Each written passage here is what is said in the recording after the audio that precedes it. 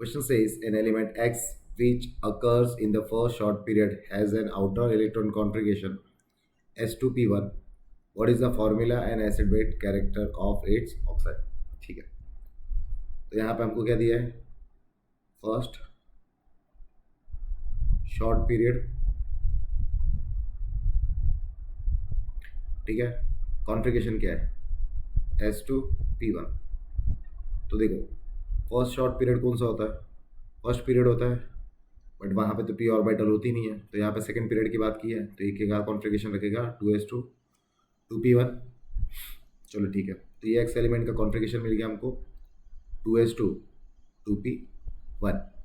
अब इसकी वैलेंसी निकालनी पड़ेगी, तो इसकी वैलेंसी क्या होगी? लास्ट शेल में कितने इलेक्ट्रॉन दिख रहे हैं? यहाँ पे 2 दिख रहे हैं, यहाँ पे 1 दिख रहे हैं, तो वैलेंसी कितनी होगी इसकी? 3। अब ये वैलेंसी क्यों निकालना पड़ा? क्योंकि हमको फॉर्मूला लिख रहा है।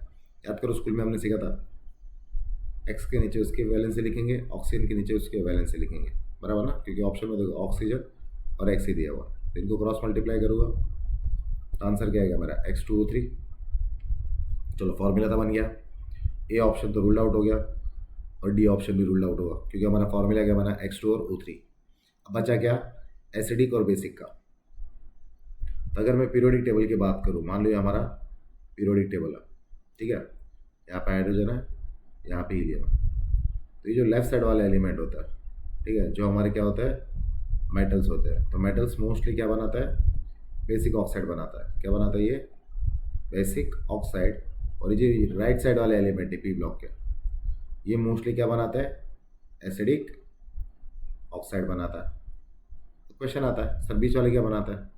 तो बीच वाले जो एलिमेंट बचता है वो क्या बनाता है हमारे? एम्फोटेरिक। क्लियर हो गया? बट अभी मुझे यहाँ पे पता है कि यहाँ पे मेरा एलिमेंट कौन से ब्लॉक में आता है? पी ब्लॉक में आता है।